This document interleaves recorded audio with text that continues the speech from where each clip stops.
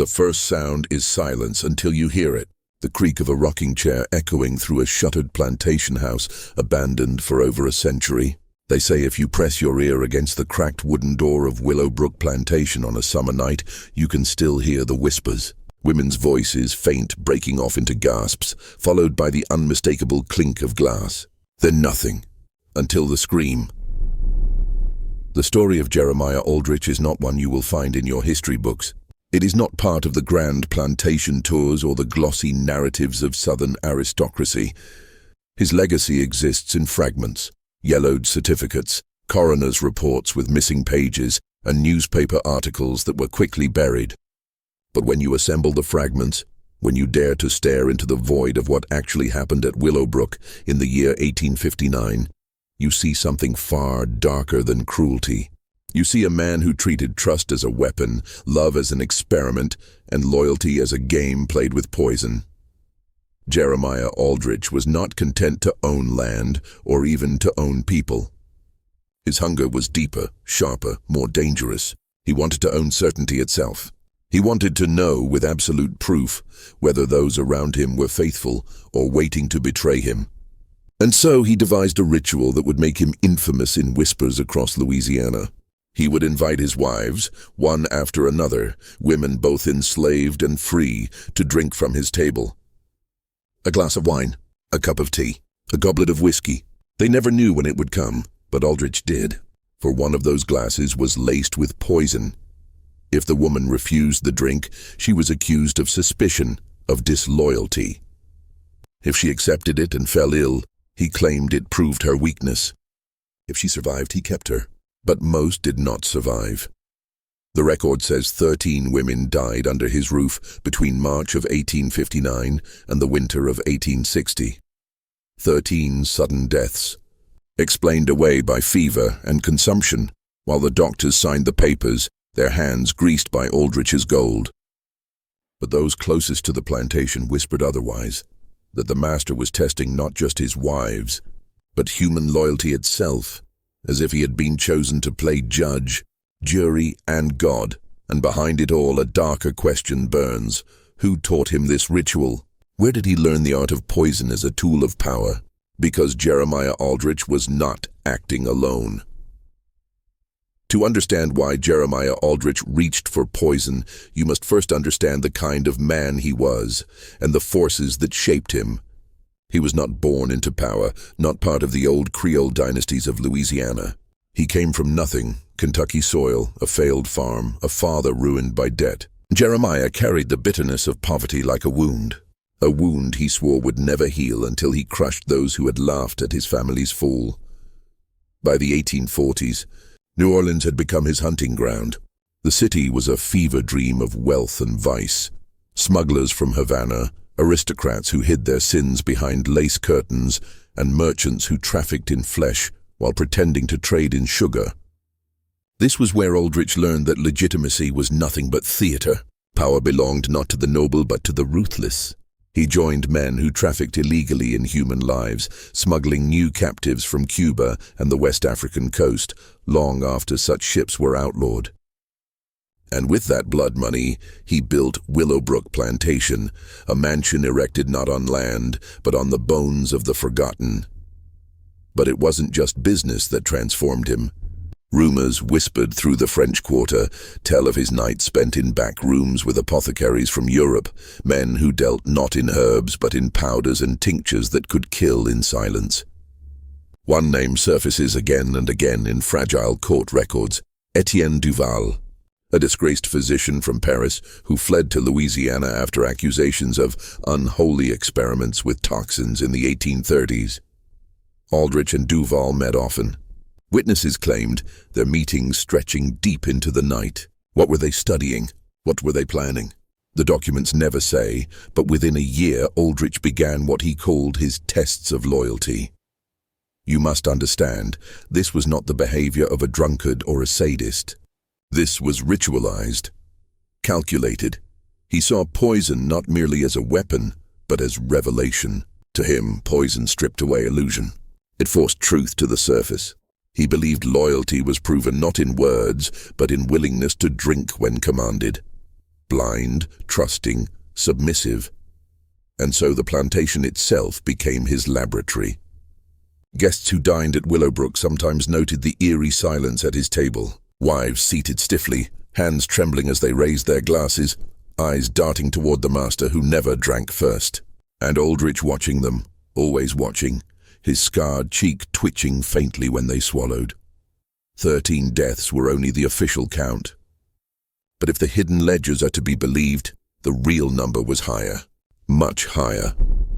Imagine walking through the grand doors of Willowbrook Plantation in 1859, chandeliers dripping with crystal, velvet drapes concealing windows, marble floors polished so bright they reflected the faces of everyone forced to bow their heads when the master entered. It looked like wealth, it looked like civilization, but beneath the surface it was a theater of terror. Every woman in that house, whether enslaved or married into Aldrich's name, lived with the same unspoken dread. The glass. Dinner was not a meal, it was a test. Each night the table was set with perfect symmetry, each goblet filled before the guests arrived, each seat assigned by Aldrich himself.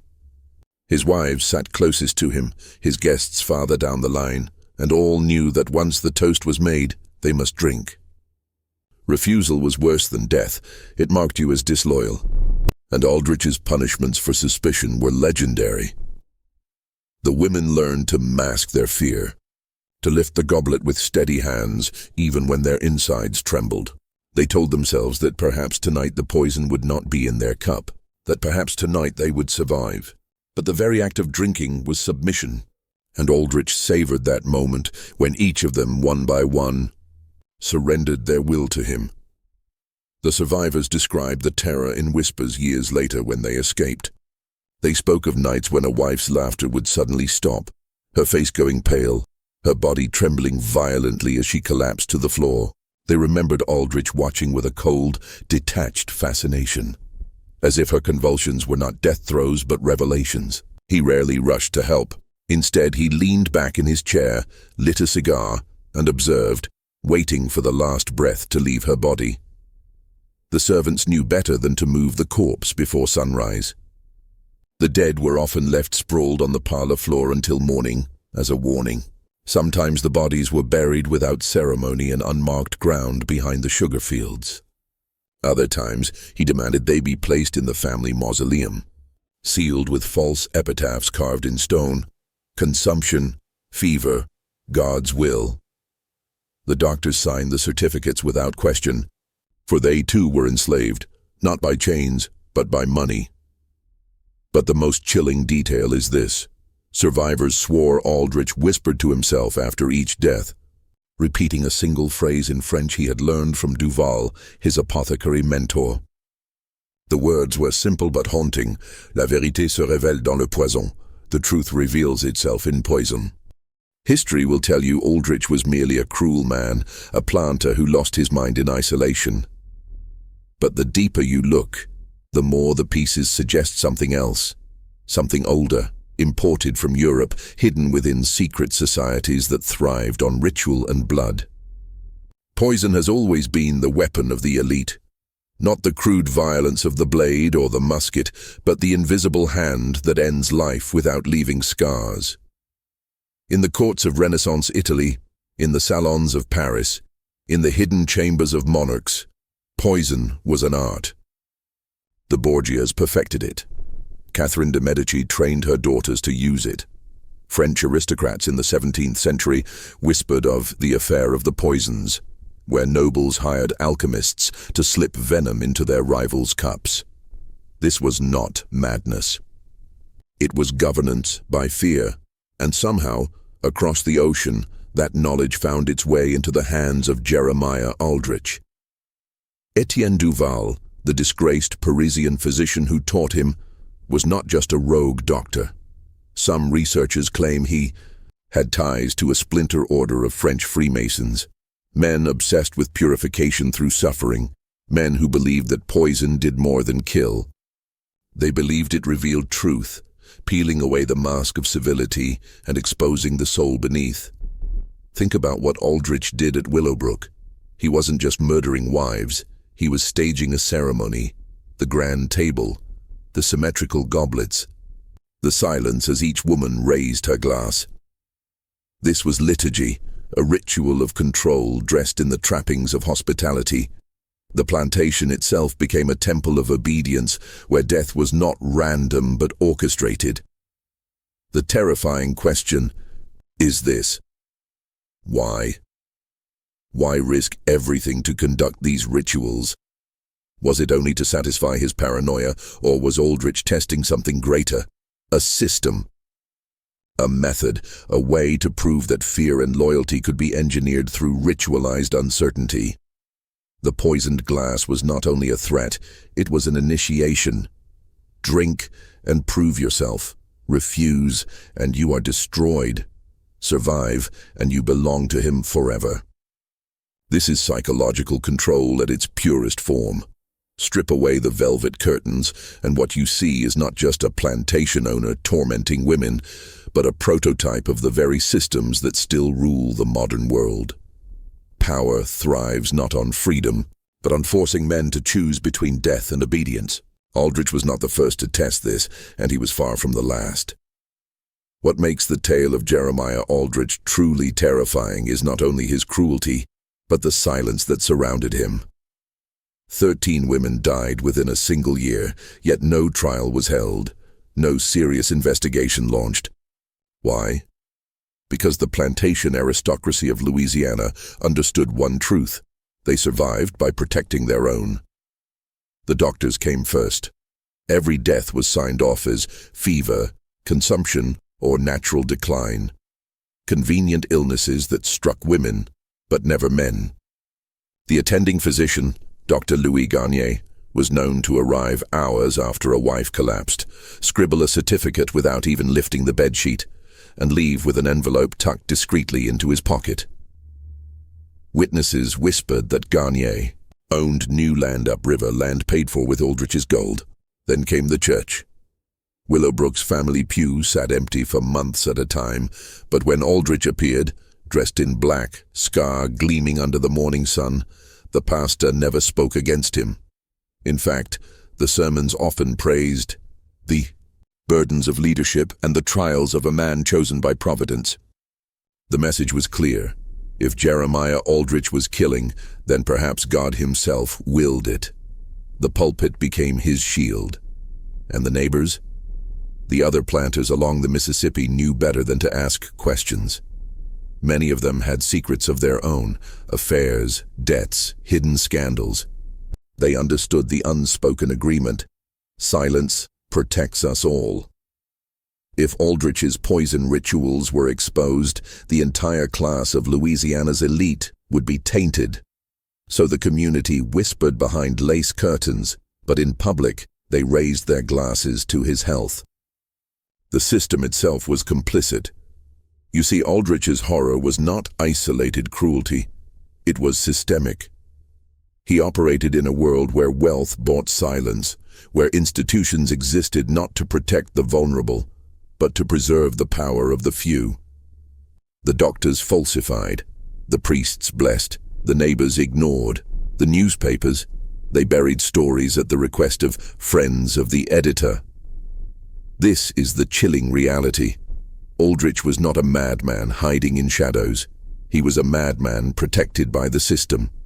And when a system protects the predator instead of the prey, you are not looking at corruption, you are looking at design. The lesson here is brutal.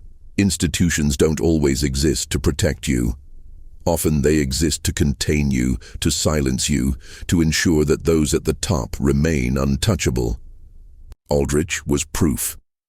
His wives were not just poisoned by him, they were betrayed by every authority around them. Why poison? Why the endless tests? Why this ritual of death masquerading as loyalty? To understand Aldrich, you must understand the sickness of absolute power. Paranoia. Men like Aldrich do not simply crave wealth or flesh or domination, those are the outer layers. At the core lies a gnawing fear, the certainty that everyone around them is plotting betrayal. Paranoia is the shadow of tyranny, and in Aldrich's world, shadows stretched long. He believed loyalty spoken was meaningless. Words were cheap, promises could be broken. What he demanded was proof delivered in the most primal way possible, surrendering life into his hands with a single sip. Imagine the psychology of that moment. A woman lifts the goblet. She knows it might be her last act. Her body trembles, but she drinks, and Aldrich watches. To him, that trembling was beautiful, the purest expression of submission. In that instant, she wasn't just his wife, his property, she was his creation, reborn in obedience. But here is the darker truth. It wasn't enough. Each time a wife survived, his paranoia grew sharper. Each time one died, his hunger deepened. The test never ended because what he truly sought was impossible, absolute certainty, a guarantee that no one, not a lover, not a servant, not even God, could betray him. That's why poison became his theology. The table became his altar. The cup became his sacrament, and he became both priest and executioner. This sickness did not remain confined to the walls of Willowbrook. Survivors whispered that Aldrich's paranoia infected the entire estate. Servants lived in terror, glancing over their shoulders, never sure if the bread they baked or the water they carried would be turned against them. Even his overseers began to fear the master. Some claimed Aldrich demanded they drink from his hand at times, testing not only wives but men bound to him by business. He spread the poison test like a plague, infecting every relationship with suspicion. And here is the revelation most men miss. Paranoia is not weakness. It is a weapon. A paranoid master forces everyone beneath him to second-guess themselves, to live in fear of unseen consequences. By making trust impossible, Aldrich made obedience the only survival strategy. Understand this well. Poison was not his true tool. Fear was. Poison was only the mirror that reflected it. Once the poison ritual took root, it didn't stop with Aldrich's wives. It spread like a sickness, seeping into every corner of Willowbrook until the entire plantation became one vast experiment in fear. No one, wife, servant, overseer, guest, was beyond suspicion. It began quietly. A trusted overseer invited to dine was offered a glass. He drank, and when he woke the next morning drenched in sweat, vomiting blood, he realized the test had begun. Weeks later, a housemaid collapsed after sipping tea Aldrich had poured with his own hand. Survivors whispered that Aldrich never needed to kill everyone, just enough to keep the rest paralyzed in doubt. It was random, unpredictable, and that made it more powerful than the lash or the gun. Think about it.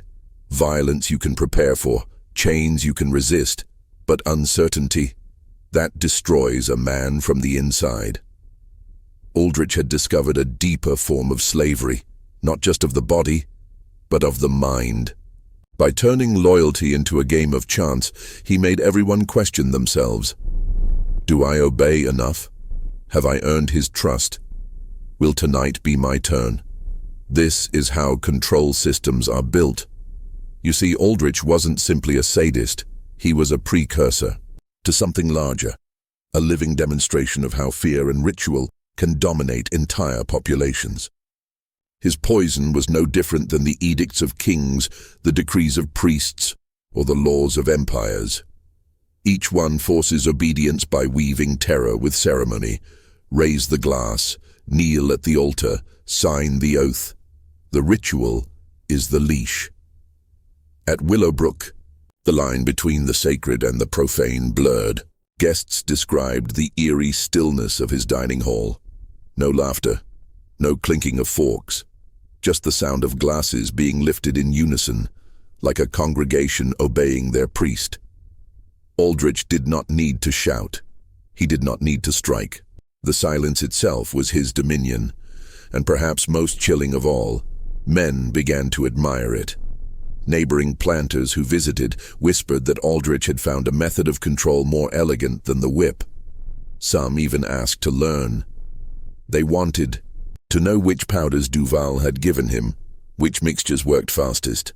which left no trace. Imagine that. Murder transformed into mentorship, cruelty into pedagogy. This is the moment where Aldrich's reign crossed into legend. He was no longer just a man with a scar and a mansion. He was a living example of a darker truth, that systems of power don't need to kill everyone. They only need to make everyone believe they could be next. Every empire built on fear eventually cracks, not from outside attack, but from within. Jeremiah Aldrich believed himself untouchable, shielded by wealth, by silence, by the rituals of poison that turned his household into a church of obedience. But even the most loyal servant carries a hidden thought. Even the most submissive wife whispers when the master sleeps. Fear is powerful, but it also breeds hatred. By the summer of 1859, whispers of Aldrich's tests had spread far beyond Willowbrook. Neighbors heard too many stories, too many sudden deaths. Doctors who signed the certificates began to grow nervous. And among the enslaved, a legend began to form that the master's scar, carved years earlier in a bloody fight, was not just a wound, but a mark. A curse. Some swore they heard him pacing the halls at night, muttering to unseen voices. Others claimed they saw shadows at his table long after the guests had left. Fear had become so thick at Willowbrook, it was no longer just psychological. It was spiritual. But the real cracks came from those closest to him. One of his surviving wives, Celeste, secretly began keeping a journal. In careful, hidden handwriting, she recorded the nights, the convulsions, the bodies carried away. She even noted which goblets had been poisoned, observing patterns Aldrich thought invisible. And she wasn't the only one watching. A young servant boy, Thomas, tasked with polishing the master's silver, memorized the powders Aldrich received from Duval's apothecary. He whispered what he saw to others, planting seeds of rebellion in the shadows. Aldrich sensed the shift. He grew more erratic, changing the rituals, testing more frequently, accusing servants of betrayal, forcing overseers to drink before they worked. His paranoia escalated into obsession, and the very system he had built to secure loyalty now began to consume him. And here is the cruel irony. When a man trusts no one, he cannot rule.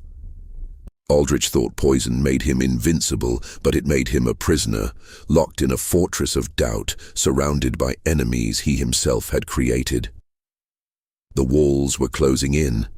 By autumn, investigators from New Orleans began circling after whispers reached the wrong ears in the French Quarter. Clergymen debated whether Aldrich's practices had crossed into heresy, and worst of all, the enslaved had begun to pray not for survival, but for his death. The master who once believed poison revealed truth was about to learn a darker truth himself. Power built on terror always poisons the one who wields it. By the winter of 1859, Jeremiah Aldrich was no longer master of Willowbrook, he was its prisoner. Every candlelit dinner became a trial, every glass a gamble. His wives sat in silence, eyes lowered, but behind their submission burned calculation. The enslaved worked the fields with bowed heads, but the songs they sang carried messages he could not decipher. Rhythms of defiance, prayers for his ruin. Rumors no longer stopped at the plantation's gates. Neighbors in Natchez whispered of the poison lord of Willowbrook. Some claimed to have seen his carriage arrive in town with no passengers returning. Others murmured that his wealth was cursed, that the scar across his face was not earned by mortal means, but branded by the devil himself. These whispers reached further still, into courtrooms, pulpits, and the pages of Southern gazettes. His name was becoming a shadowed symbol, and symbols always attract hunters. The first to move were the clergy. A Baptist minister, horrified by the rumors, preached openly that Aldrich had defiled the laws of God, turning his household into a theater of satanic communion. He was dismissed by many, but a seed was planted. Soon investigators in New Orleans, already nervous about the spread of slave uprisings in the Caribbean, sent word to Natchez officials demanding quiet inquiry. But Aldrich was not ignorant. His paranoia had become a sharpened instinct. He bribed coroners, silenced overseers with coin and threat, and dismissed any servant who lingered too long near his study. Yet with every cover-up, his legend grew darker. The more he tried to conceal, the more the world outside suspected. And within Willowbrook itself, rebellion simmered like a fever. Celeste, the surviving wife who wrote her secret journal, hid the pages in the hollow of a floorboard. She knew the day would come when those words would damn him. Thomas, the boy who had watched him mix powders, began passing tiny doses of Aldrich's own poisons into the wine casks, waiting for the moment when Master would not be able to tell which glass belonged to whom. The predator had become prey. What he thought was loyalty was only submission in disguise. What he thought was silence was only patience. Willowbrook no longer belonged to him. It was a trap, and every soul inside waited for the moment it would spring shut. And that moment was approaching faster than even Aldrich could sense. Because power, once poisoned, always turns against the hand that pours it. The first true blow did not come from a rival planter, nor from the courts, nor even from the restless hands of the enslaved. It came from within the walls of Willowbrook itself, delivered by someone Aldrich trusted more than most. His overseer, Matthew Crow, had been with him for over a decade. A hard man, loyal in appearance, Crow had administered the lash, tracked runaways, and enforced order with a brutality that mirrored Aldrich himself. For years, Aldrich believed Crow to be an extension of his own will. But fear corrodes all bonds, and Crow had seen too much. Too many poisoned faces, too many shallow graves dug under the cover of night. He knew sooner or later his turn would come, so Crow made a choice: betray before being betrayed. It began subtly. He slipped information to the minister who had preached against Aldrich, feeding him details that could not be ignored. He sold whispers to traveling traders, small enough to avoid suspicion, sharp enough to travel across counties. And then, when investigators from New Orleans sent quiet envoys into Natchez, Crow was the one who greeted them with a heavy purse and heavier stories. Aldrich sensed something shifting. Crow avoided his gaze at supper. Orders were carried out slower with less precision. And then came the night when Aldrich, paranoid as ever, insisted that Crow drink first from the master's goblet. Crow obeyed, but afterward Aldrich noticed his hand trembling slightly. Was it nerves, or was it guilt? The poisoner's paranoia bloomed into obsession. He began testing his overseer more often, doubling the rituals, demanding proof of loyalty at every turn. But in his desperation, he revealed his methods, his powders, his patterns. Crow was watching, learning, and when the time was right, he would not hesitate. Betrayal rippled outward. Servants once terrified began carrying scraps of Aldrich's secrets beyond the estate. Celeste's journal pages were copied and smuggled out, and Thomas, the silver boy, whispered to Crow where the master kept Duval's powders. For the first time, Aldrich felt the ground shifting beneath his boots. The silence that had once obeyed him now concealed plots. The faces that once bowed in submission now held shadows of defiance. He had built an empire of fear, but fear is a double-edged sword. It cuts both ways.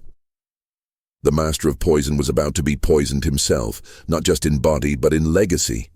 Because once betrayal begins, it spreads faster than any toxin. And at Willowbrook, betrayal had already entered the bloodstream. By early 1860, Willowbrook was no longer a plantation. It was a crucible, every room thick with suspicion, every shadow carrying whispers of doom. Aldrich still presided over his long table, still lifted his goblet with ritual precision, but the faces before him had changed.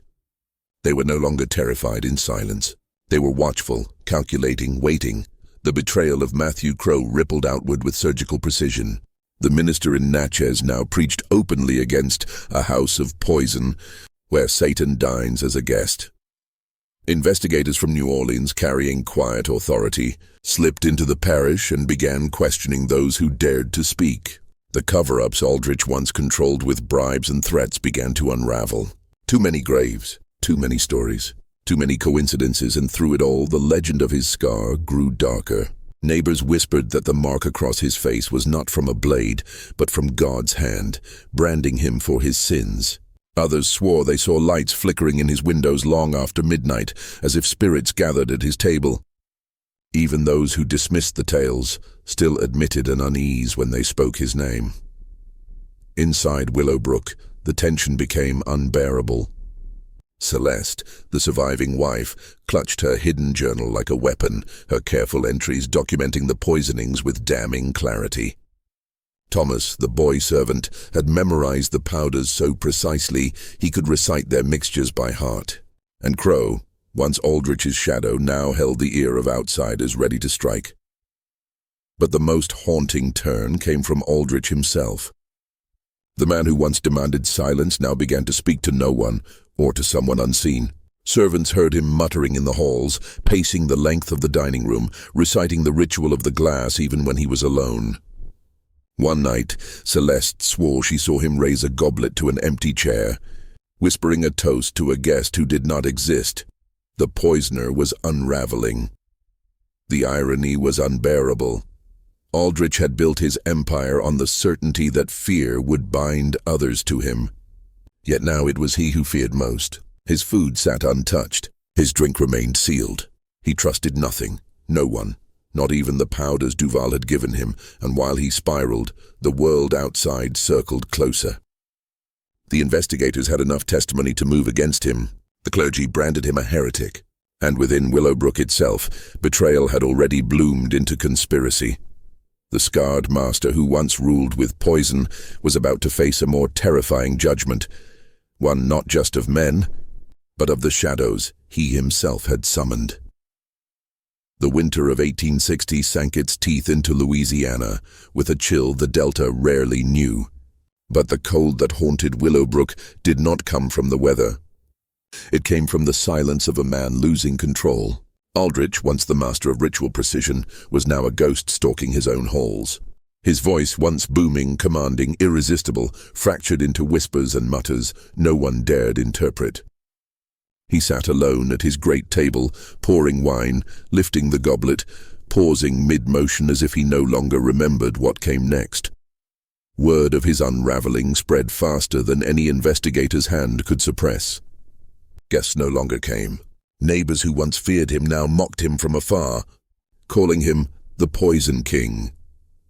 Even his business partners in New Orleans distanced themselves, abandoning him to the vultures circling above.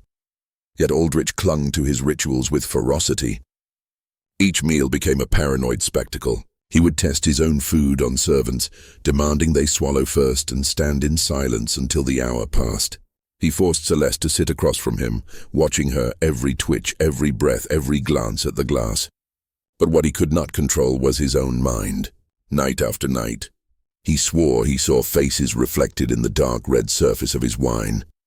Not his wives, not his partners, but the dozens of others whose names had long been buried under lies. The investigators were closing in. Rumors whispered through taverns in Natchez and New Orleans. Affidavits had been collected, testimonies sworn. A file thicker than scripture had been compiled, outlining each poisoning, each suspicious death, each grave dug under the cover of night. The only question left was whether Aldrich would face a court of law, or a reckoning far more ancient. Celeste knew. She had written enough, hidden enough, and survived enough to understand the arc of what was coming. She no longer feared him, for he was no longer a man. The scarred tyrant had become a husk animated by paranoia, his strength gone, his allies vanished, his empire dissolving like arsenic in water. But the most chilling whispers came from those who still lived under his roof. Thomas, the boy servant, told others in hushed tones that he saw Aldrich speaking in tongues not of this earth, calling on forces older than the plantations, older than the colonies, older than the soil itself. That he wasn't trying to escape judgment, he was bargaining with it. Aldrich was no longer a poisoner. He was becoming something worse. By spring of 1860, Willowbrook was a house under siege, not by armies but by silence, betrayal, and the relentless march of truth. Federal investigators had already spoken to Matthew Crow. They had read fragments of Celeste's hidden journals, smuggled out by trembling hands.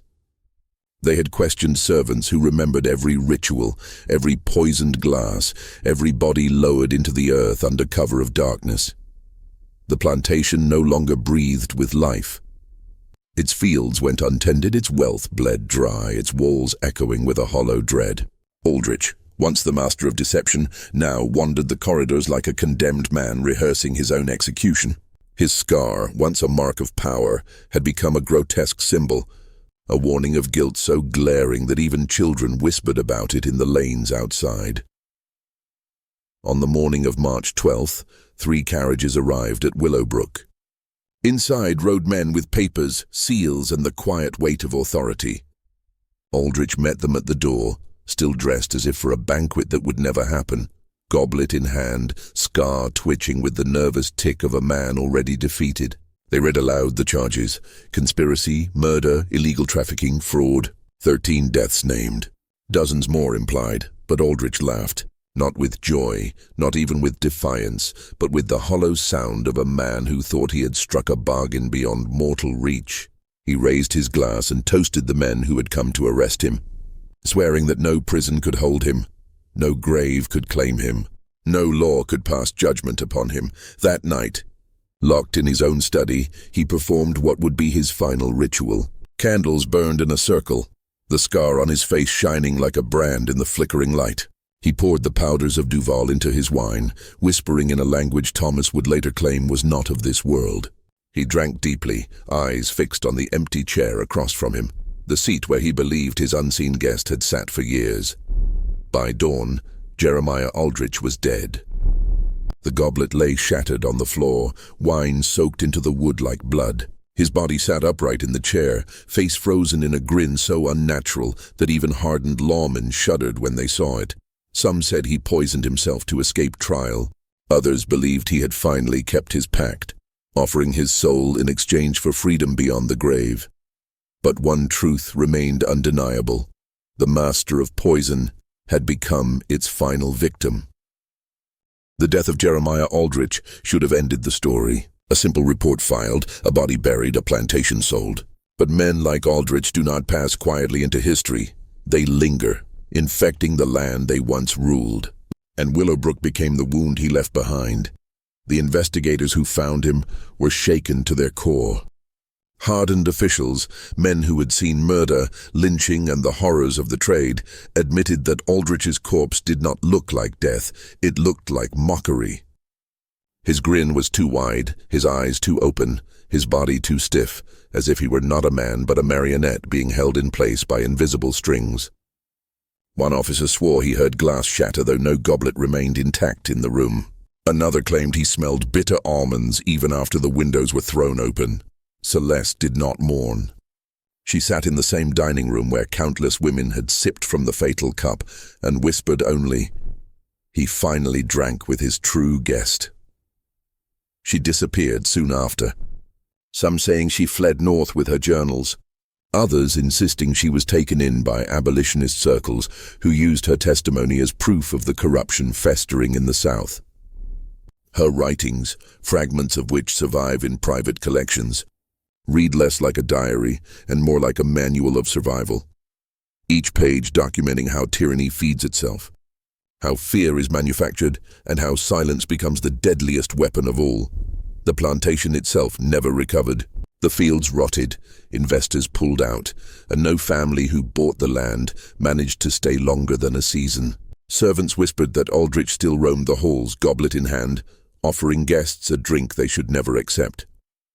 Children in the parish dared each other to approach the gates at night, swearing they saw a scarred face flickering in the windows when lightning split the sky.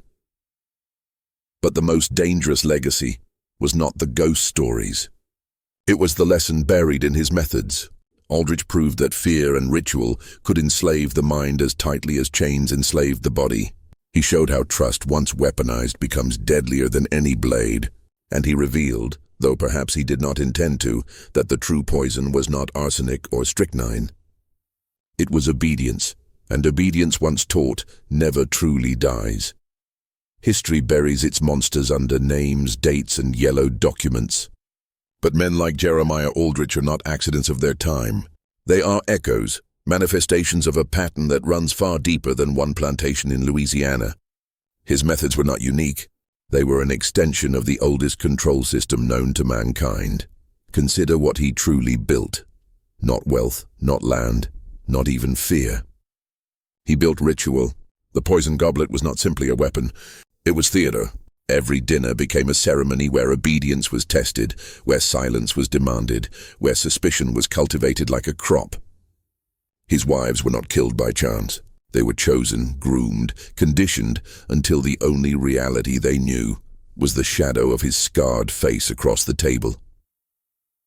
Does this sound unfamiliar? Or does it remind you of something larger? Governments, churches, corporations, different costumes, same ritual.